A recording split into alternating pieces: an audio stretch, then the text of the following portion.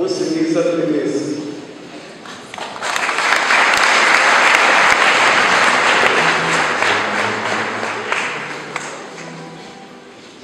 Uje imbere yanyu yitwa Vincent Paul Ndamagayimana, umwe mu bakozi ba radiyo Mariya Rwanda.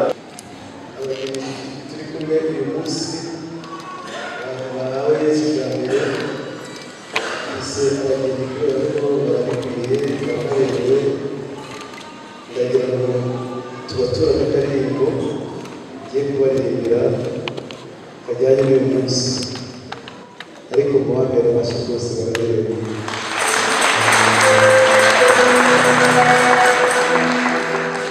Buriya bemeye no kuba bitabashwa bitwaye Yesu ni nka ndogobe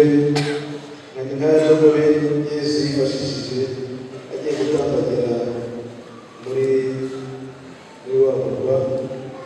Murabyibuka yafashe ngo icyana cy'indogobe, ni ukuvuga indogobe n'ikiri ntoya, ni nk'aba rero bagiye gutambagiza Yesu muri Rwamagana yose no mu Rwanda hose. Niyo mpamvu ugiye kubatura akaririmbo rero, ariko natwe twese tubonereho, kubera ko iyo twongeye kwakira umubano wacu isakaramentu y'Ukaristiya, natwe twongera kuvugurura umubano dufitanye na Yesu duhabwa mu Ukaristiya buri munsi.